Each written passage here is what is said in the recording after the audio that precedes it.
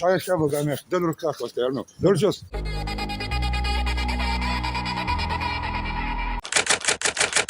Salut! Am fost la termenul cu tâlharul Ioniță Romic Adrian, care pe parcursul cercetării penale de la poliție a încălcat de 4 ori. Am grade mari. Ai, și dacă ai grade mari. Poți să-ți retrai și tu plângerea aia, te rog. Am greșit, ce vrei să fac? Să dau la băie. N-ai voie să iei legătura cu mine.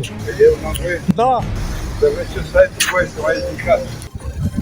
Acesta a mers pe procedura simplificată în sensul recunoașterii faptei și beneficiază de reducerea din pedeapsa unei treimi. Eu, în calitate de persoană pătămată, am depus o cerere prin care am solicitat schimbarea încadrării juridice, reținându-i se lui Romic Ioniță Adrian infracțiunea de la articolul 234 Cod Penal, iar instanța de judecată, inclusiv domnul procuror, au solicitat respingerea acesteia, deoarece inculpatul Ioniță Romic Adrian nu s-ar fi folosit de starea mea de vulnerabilitate. Ba da, acesta s-a folosit de starea mea de vulnerabilitate prin faptul că m-a prins de braț, de mână. Hai așa, băga mea, dă-l urcașul ăsta, iar nu. Dă-l jos. Singura mână pe care o am.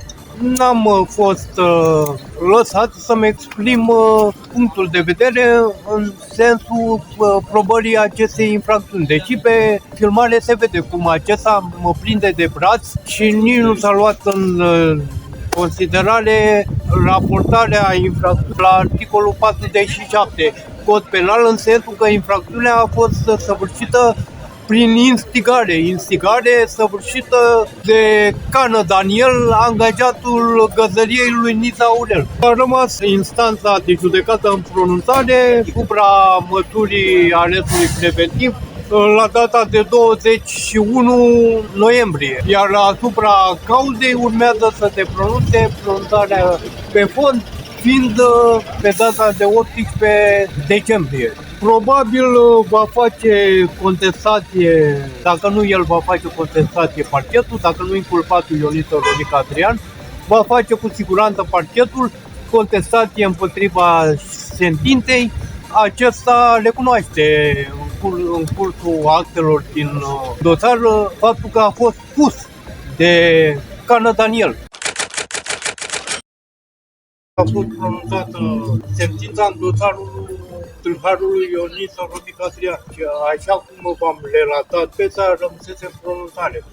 În repetate rânduri, de 2 ori am scris concluzii propuse spre administrare la speța penală a inculpatului Ioniță Romic Adrian, spunând doamnei judecător ceea ce era de spus.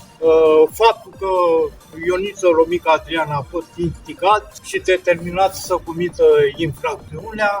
Am expus doamnei președință ajutorul dat de funcționari publici cu statut special din cadrul Poliției Orașului Năvodar, respectiv Mohamed Denis, Cezar Claudiu Manea, Nazare Andrei, care toți l-au favorizat pe inculpatul Ioniță Romic Adrian. Cezar Claudiu Manea fiind în legătură de cauzalitate apreciat eu cu Canache Daniel. Canache Daniel, care este instigatorul lui Romic Ioniță Adrian. Recunoașterea lui Ioniță Romic Adrian că a fost determinată de Canache Daniel se regăsește la dosar încă din aprilie 2025, imediat după ce mă tâlhărise la Spitalul de Psihiatrie Palatul Mare, l-au tras aia de limbă despre sentința dată inculpatului Romic Ioniță Adrian. Justiția și-a spus cuvântul, mă așteptam ca inculpatul Ioniță Romic Adrian să nu meargă pe recunoașterea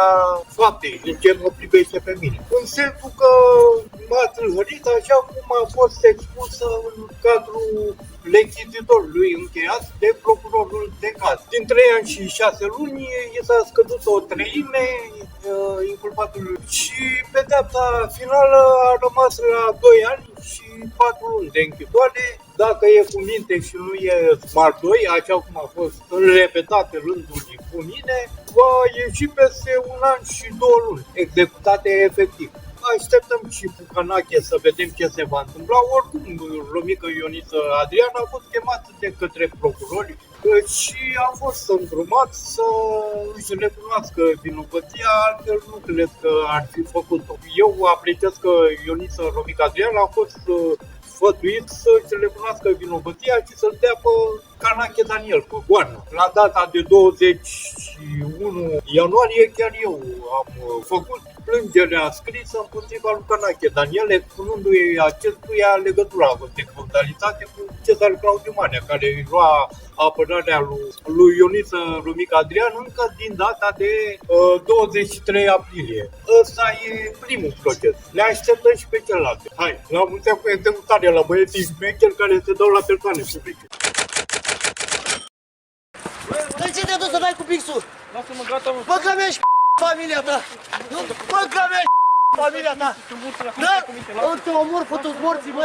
Da, te pun, uite că te-am registrat eu. Deci eu nu port masca. Mă, băga mea și pula, morților.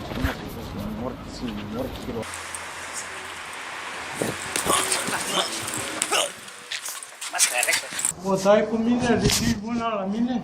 Dai în glume cu mine? Păi nu, tu o dai în glume cu mine. Nu mai joacă de mine pe bani. Da, tu de dracu, de aici nu dau cu tine de pământ. Îndepărtați-vă, vă rog. Îndepărtați-vă de aici, de aici, vă rog. Pumnul în spate. Drăghia Răzvan fiind făptuitor în dosarul per 2020. Măta. Să moară măta. Ce? Ce dracu, că-ți dau una... Ia dă-mă, hai mă, dă. Plângere penală în fac. Îți dau un cap, mă, și eu mor. Poliția locală care nu poartă mască. De ce m-a amenințat, domn? Da, ieși pe grup și mâna altă, dar nu mai enerva cu tine. Uite, am telefon acolo. Uite cum dă peste. Uite cum dă peste. Salutări de la partea civilă. Bă, nu te mai lua de mine, că odată mă apucă dracu și se bate ca și pe tine. Da? Ei, stai. Stai Nu să... mă lua de mine, vezi de treaba. Păi eu m-am luat de... You claim to be a player, but I fucked your wife. We bust on bad boys, niggas fuck for life. Ce? De ce te iei de mine? Zi de ce te iei? Când m-am luat de tine? De ce plângere la poliție? Băi, de ce dai mă mine? Du-te, bă, de aici și lasă. Să vezi ce amendă ție. Ieși în gura, mă. Domne de mine. De ce trageți de mine? De ce trageți, domne, de mine? Papa, ute, ute, papa, ute, ute, ute, papa, ute.